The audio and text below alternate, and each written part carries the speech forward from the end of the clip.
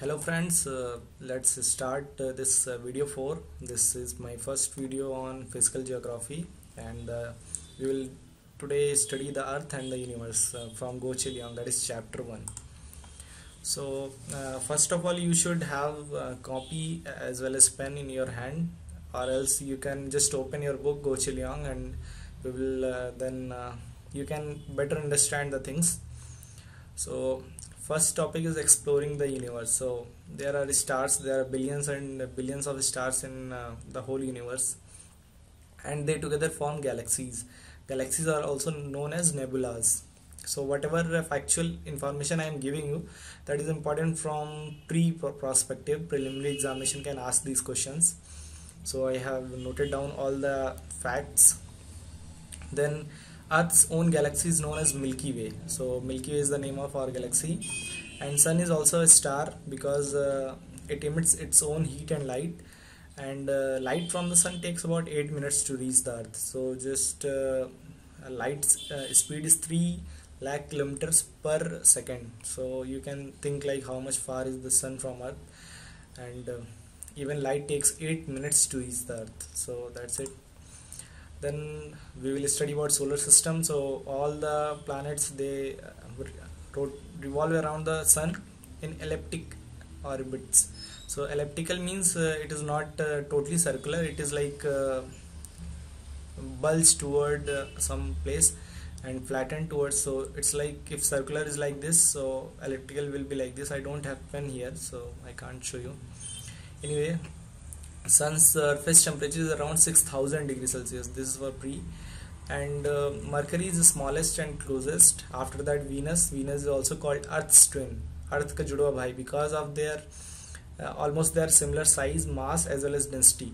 So that's why it is called twin. So, and after that, third planet is Earth. It has a natural satellite moon which revolves eastwards around the Earth, and it takes 27 days to make one revolution around the Earth. It is similar like Earth is making revolution around the Sun, so moon is making revolution around the Earth, and it takes 27 days. So you can think like the lunar months are 27 days old. Then fourth planet is Mars. So there is possibility of some plant life on Mars because of we haven't found water yet, and our Mangalyaan mission, that is India's mission, that is very important. So this chapter becomes important due to our Mangalyaan mission. Then fifth planet is Jupiter, that is largest planet. Surface is made of gases like hydrogen, helium and methane. So it is not a solid planet, and it has circular light and dark bands. Means like this is the planet, so there will be light band, then dark band, then light band, and it has 12 satellites. Like moon is the Earth's natural satellite. Similar, Jupiter has 12 satellites. Then comes Saturn. It has 3 rings and 9 satellites. Rings are formed by debris of some dust particles and all that, and it is also second largest. So these are all the factual points. Then comes Uranus. It orbits around the Sun in a clockwise direction. Every planet revolves in anti-clockwise. Anti-clockwise means against the clock's direction. So this is the anti-clockwise direction, and clockwise means like this. So, and then Neptune is very far. It was formed due to the result of mathematical calculations on the irregular gravitational effects on neighboring planetary bodies. So when we were calculating the gravitational effect, so we found some anomalies, and then we found the Neptune due to that, because we thought that we concluded that there should be a planet there. And after that, Pluto comes, but Pluto has been removed as a regular planet. So we have only 8 planets right now. So this is the figure. This is the Sun, and as you can see, this is Mercury, Venus, then Earth. These are the twins. Here is the moon. Then Mars, we have plant life here. Then Jupiter, as you can see, this is the dark band, then light band, then dark band. So like this, 12 satellites. Then Saturn, these are the 3 rings and 9 satellites. Then Uranus is 5 satellites. Then Neptune, 2 satellites, and the Uranus revolves around the Sun in east to west direction. All the others revolve in west east direction. So that's it. Then the shape of the earth is round. This spherical shape is established fact, everyone knows that. But but earth is not a perfect sphere. So what happens, like this is the earth, but it is flat across poles and it is slightly bulged across equator. So if we will take diameter of earth across equator, then it will be more than poles. Then evidences of earth's sphericity. So how we have to ascertain that earth is a sphere, means earth एक ball की तरह गोलाकार है. So first evidence is circumnavigation of earth. This was first was done by Ferdinand Magellan around 1520 AD. So what happened, like you can see that this is the earth and he traveled around this and this and he came back. So he came back to his own country. That proved that earth is spherical in shape.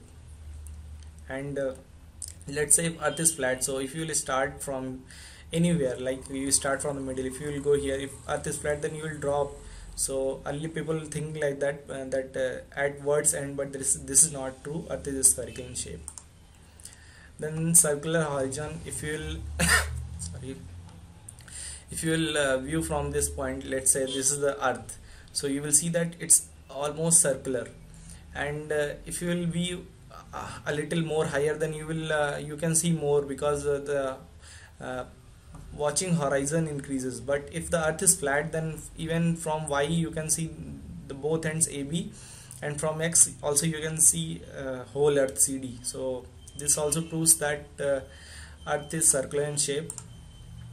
Then the ship's visibility, if you see that some ship is going in sea, so if it goes like this, so its mast is seen and half of the ship becomes out of eyes, you can't see it. And if similarly if it goes like this round, you can see only mast but you can't see the whole ship, and after some time it disappears. So this can happen only when earth is spherical in shape.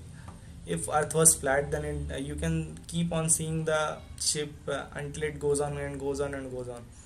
So we know that earth is spherical. Then sunrise and sunset. So sun rises and sets at different times for different places. So that happens because this is a spherical. Here is the sun and it can give light to this much portion only. This is darker because light cannot reach here. If earth was flat, totally flat, then every portion will get same time sunrise and same time sunset. If sun is here, so every portion should get light. So that is not true. Then the lunar eclipse. Shadow casted is always circular. Whenever you see that half moon or full moon, so we know that the shadow casted by earth is circular in shape, otherwise why it should be half moon in circular shape. Then planetary bodies are spherical. Every planet, every sun, moon, star, everything is spherical in shape. That also proves that earth should be spherical. Then driving poles on the level ground on a curved earth. So if you drive means put 3 poles there, the center pole will be a little higher than the other 2 poles if you do it at a considerable distance. Engineers have proved this, because if earth was not spherical, it was totally flat, then the poles would also have been on the similar height, but this is not the case. So this also proved that earth is spherical. And this is the most important evidence, that is aerial photographs, pictures taken from high altitude by rockets and satellites. So we have now technology to go in space and directly take the picture of the earth, and this is the most modern up-to-date concept of the proof that earth is spherical. So these are the concepts. You can mention 2-3 if this question comes, that why earth is spherical, prove it. Then earth's movement. So we think that sun rises and sun sets, so apparent movement of sun, but it is not true. Actually sun is constant. Sun is stable and it is only at its own place. It's we who rise and we who set, means we are the one who, earth is rotating, that's why this day and night occurs. So earth rotates on its own axis from west to east once in every 24 hours, causing day and night. So since earth rotates from west to east, so we apparently think like sun is rotating from east to west. So sun rises in east and sets in west. So this is the concept of earth rotation as well as day and night.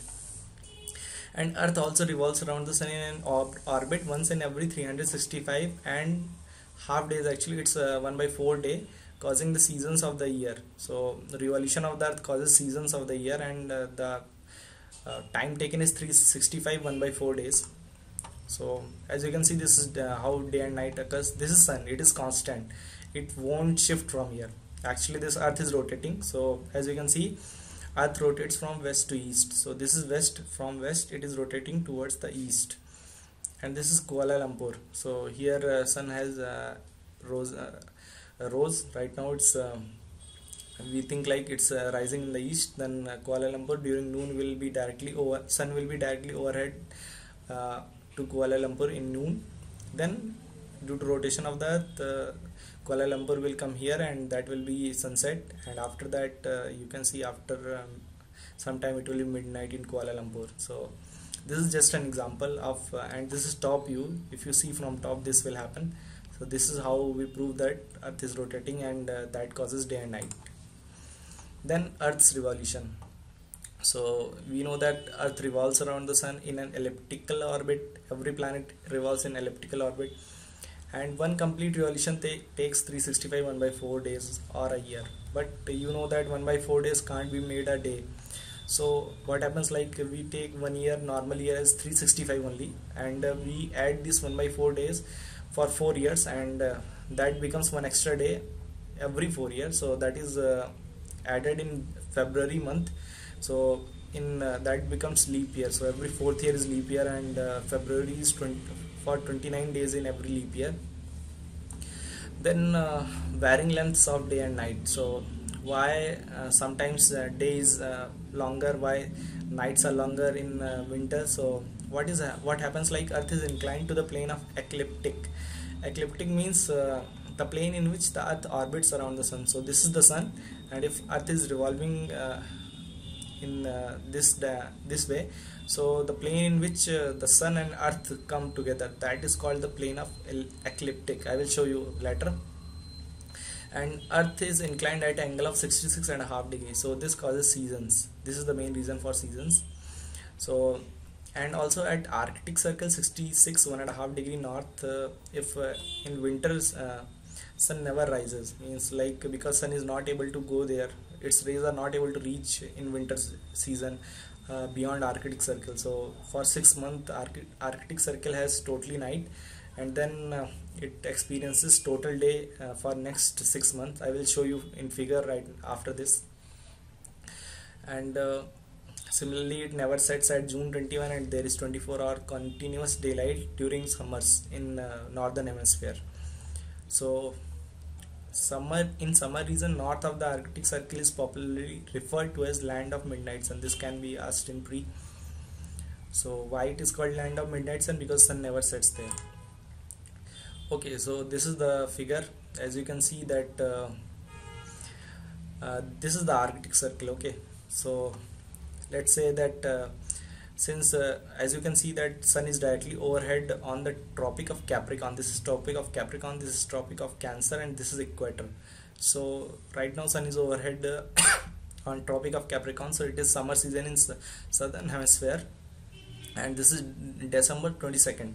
So this is winter solstice. That is the days night is longest in northern hemisphere during this period. And as you can see, sun rays can't reach beyond Arctic Circle, so it is 6 months it will be night only here. And this as you can see that this is the earth is tilted. So as you can see that earth is tilted, so this is the ecliptic, plane ecliptic. So this angle will be 66.5 degree, and if earth will just keep on revolving around the sun, and this will be tilted like this only. So as you can see that right now this is sun is overhead over Tropic of Capricorn on December 22nd. Then when after 3 months it will be like equal day and night, because there will be no effect of this tilting. And then that those things are called equinox, that is equal day and night. And you can see there it is 66.5 degree. After 3 months, then the sun becomes overhead directly over Tropic of Cancer. So in northern hemisphere we experience summer seasons, and you can see that Arctic Circle is totally experiencing daylight, as well as Antarctic Circle is experiencing total darkness. So there will be 6 months it will be totally dark, Antarctic Circle, and Arctic Circle will be totally summer for next 6 months. So this is summer season in June, northern hemisphere, and June 21st is the longest day, because that is the day on which sun is directly overhead over Tropic of Cancer, so it is known as summer solstice. So these concepts are very easy, just go through the book and you will be able to understand them. And this is a graph, simplified diagram showing the annual movement of sun and causes of seasons. So you can see that this is the sun. So during summer solstice it is directly overhead, that is June 21st. Then during winter solstice it is directly overhead the Tropic of Capricorn. And then these the places where it is hitting, this is like sine graph, and these are the places where equinox occurs. Equinox means equal day and night. So spring equinox occurs around March 21st. This question was asked this year in preliminary examination. And September 23 is autumn equinox. So that's it. So the altitude of the midday sun I have just explained you. So it is vertically overhead at the equator on 2 days each year. These are usually 21st March and 21 September, also known as equinoxes, meaning equal nights. Equinox means equal night, but if the nights will be equal in the whole world, then the days will also be equal that day. So these are the 2 days when day and night are equal. And sun is vertically overhead at the Tropic of Cancer 23.5 degree on about 21st June, which is also known as June or summer solstice. Just remember this day, 21 June, that is summer solstice. And sun is overhead at Tropic of Capricorn on 22nd December, which is known as winter solstice. So remember these few dates. And beyond tropics, sun is never overhead. So as you can see, sun goes overhead up till tropics only, that is 23.5 degree, it goes just overhead, but beyond that it is always tilted. It is never overhead. So that's it. And seasonal changes and their effects on temperature. So what happens, like in summer sun is overhead, so heat is concentrated, that's why we experience longer days as well as more heating effect. But in winter oblique rays of sun come. So oblique means tilted, means tirchi. So heat absorbed, mostly heat is absorbed by atmospheric impurities, that like dust particles as well as our gases as well as water vapor. And sun's rays are means like tilted, they fall faintly and they spread over a great area, so the heating effect is not that much pronounced. So that's why we experience winter seasons. Okay, now the concept of dawn and twilight. So dawn, what is dawn? Dawn is the brief period between sunrise and full daylight. So as you can see, sun rises and until full daylight occurs, so there is a brief period in which sun appears red in color. So that is the period of dawn.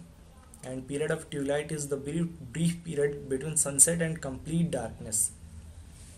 So as you can see that sun starts setting, but it is not, it just instantaneously don't set down. It takes some time, and during that time it becomes red in color. So that is also known as twilight, means इसको सांझ बोलते हैं, इसको सुबह का time बोलेंगे. So during this period earth receives diffused or refracted light from the sun. So what is mean by diffused or refracted light? So what happens, like as you can see, sun will be here, but it will pass through this atmospheric cover, and sun's rays are actually diffracted, means they just get tilted towards it. So for example, if like this is the horizon and sun is here, but still the sun's rays will be like going like this and coming to your eyes, so you will be thinking like sun is directly here, but sun is already gone down below the horizon, but that becomes due to the diffraction of the atmosphere. So in winter period refracted light is longer, so means it passes through more means larger area. So at equator, as you can see, the sun is directly overhead, and there will be very brief twilight and dawn period. sun will directly rise and sun will directly set, but in polar regions or near temperate regions, sun is oblique, so dawn and twilight means period between sunrise and full daylight, that will be much higher, so they experience more longer dawn as well as twilight period. Then mathematical location of places on the globe. So we have how to locate the any place on the globe. So for locating any place you need some coordinates, so these are made by imaginary lines. So one set is running east and west parallel to the equator called lines of longitude. So these are the long lines of longitude, they run parallel to the equator. So let's say this is the equator, so these are the lines parallel to the equator, these are called lines of longitude. And lines of latitude and lines of longitude. Longitude means lamba, so this is lamba, and lines of latitude means circular in shape, parallel to equator. So lines of longitude, what are these run north and south and pass through poles. So from north to south they run like in this semicircular shape, and they pass through poles, and intersection of any these two lines gives us the pinpoint location of any place on the earth. So if these and this will intersect any place, that will be the pinpoint location of that place. So we will see in detail how latitude is formed. So how we make sure that we know the latitude of any place. So let's say for example we want to know the latitude of this place. So this is the center of the earth, so whatever angle this will make with the equator, that will be the latitude of that place. So the angular distance of a point on earth's surface measured in degree, so this is the angular distance measured in degree, this is 38 degree angular distance, so from the center of the earth, which is parallel to the equator. So this is known as latitude. And then equator represents 0 degree, because if you will see the angular distance of equator with respect to the center of the earth, that will be 0 only. And north and south pole, they represent 90 degrees. So as you can see, this is the angular distance of 90 degree, and similarly south pole is also 90 degree from the equator. So and also for 1 degree the average is 69 miles. So like from 0 to 10, let's say we go 10 degree here, so the distance between equator and that 10 degree will be 10 into 69 miles, that is 690 miles. So this way you can calculate the distance from equator of any point if you know the latitude. And also since you know that equator is actually a little the diameter at equator is a little higher than the diameter at poles, because this poles are slightly flattened, so the distance actually keeps on decreasing. Right now it will be 69 point something, and it will become 68 point something for 1 degree near poles. So that way you can think that this is average, 69 miles is average distance. Okay, now we will talk about longitude. So longitude is an angular distance measured in degree from the equator east or west of the first meridian. So you know that the prime meridian, this is the known as 0 degree, this passes through Greenwich in London, and if you have to calculate the angular distance, you just have to calculate it from equator, and then you can get what degree this particular meridian makes at equator with respect to the prime meridian. So let's say this particular meridian makes 135 degree with respect to 0 degree, and on the equator with respect to the center of the earth, then this will be 135 degree meridian. And if it goes to east, then it will be 135 degree east. If it is on the west of the prime meridian, then it will be 135 degree west. So you know now lines of longitude, how their position is measured. Then these are the series of semicircles that run from pole to pole, and this is only known as meridian. And 0 meridian runs through the Royal Astronomical Observatory at Greenwich near London, which is also known as prime meridian. So you can see that this is the prime meridian, and this runs through Royal Observatory at Greenwich, London. and meridian converge at poles, so distance between them is 0 miles at poles. So these all the meridians whatever there will be, they meet at the poles, and the distance between them is 0 at poles. And but there is around 69 miles distance between for 1 degree at the equator. So if this is the 0 degree and there is 1 degree meridian, so between them the distance will be 69 miles. And what is the function of meridian? So apart from determining the location of any place, they also determine the local time in relation to GMT or Greenwich Mean Time. So Greenwich Mean Time is referred as world time, and if you will go towards east, then the time keeps on adding. If you go towards west, then the time keeps on subtracting. So the meridians are used to determine the local time also. Okay, longitude and time. So how these longitude and time are related? So 360 degree means 24 hours, because one rotation occurs in 24 hours. So 1 degree means 4 minutes. Okay, so Earth rotates from west to east, we know that. So sorry, for every 15 degree we go towards eastward, local time is advanced by 1 hour. So for example, this is Greenwich Mean Time. So if you will go 15 degree east, for 1 degree it's 4 minutes ahead, so for 15 degree it will be 1 hour ahead. So this way the time keeps on increasing if you go towards east, because the sun will rise here only in east and it sets in west.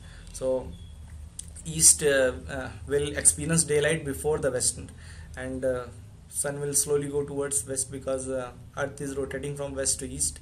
So sun goes from east to west, so that's why east is having positive time with respect to Greenwich meridian, and west is having negative time. So this is 0 degree, and 180 degree meridian goes towards eastward and 180 degree is westward. So these are the distinction. Okay, and standard time and time zone. So what is the standard time? So everyone cannot use that standard world time, that is London time. So every country has determined its own central meridian of the country, and that way they can determine their own standard time. So for example, Indian government has accepted 82.5 degree east as the standard time meridian. This 82.5 degree east passes through Allahabad, and this is ahead plus 5.30 ahead of GMT. So for example, if it's 12 o'clock noon in London, from where GMT passes, so it will be 5:30 PM in India. That is it means if in London people are experiencing noon, we will be experiencing like sham ho gayi. So that will be evenings in India. And bigger countries have several time zones. So in bigger countries they cannot have a standard local time, because if they will take the standard time, just one standard time, so it will be very inconvenient for the people living on the edges. So that's why they have several time zones. So for example, North America has 5 time zones. Like you can see, this is Pacific time zone, Mountain, Central, Eastern and Atlantic. So if you travel from the west coast to east coast, you have to keep rectifying your watch, because this is, if here is 6 AM, so here will be 7 AM. It's not the same time in the whole American continent, North America.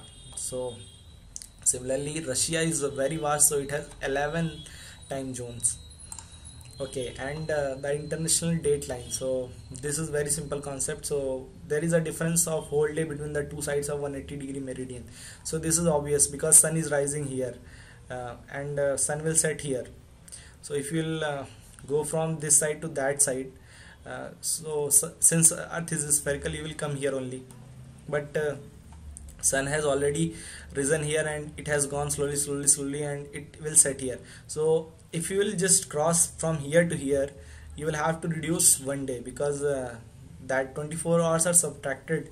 Means like if in Japan it's Monday, and if you just cross this international date line, so it will be Sunday here in North America. So that is pretty obvious, because the time keeps on decreasing if you go from east to west, and from going this way, if you will reach North America, so it will be 1 day less.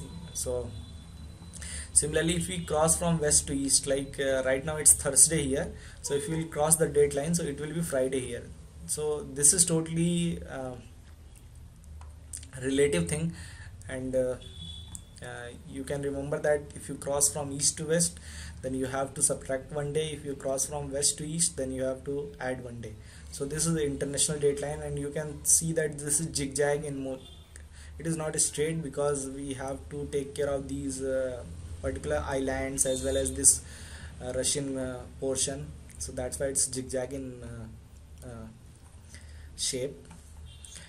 So this is the concept of international date line, and you know that time keeps on subtracting if you go from east to west, and time keeps on adding if you go from west to east, like from Greenwich to India if will come, then time will keep on adding. So that's it guys, thank you, this chapter is over. Please like, share, comment and subscribe. If you are not able to understand anything, just comment and ask me in queries. And as always, I will give quote at the end of video. So Priscilla Presley, she said that inner beauty should be the most important part of improving oneself. So we should try to improve our inner beauty, that is we should be having personal integrity, humility as well as honesty, impartiality, and we should try to see and enjoy the diversity in our lives. So that's it. Next video will be on chapter 2, that is the Earth's crust, and that is also from Physical Geography book by Leong. So link of the book is in the description below. I will soon upload the video 5 also. So thank you guys, thank you very much for watching the video. Thank you.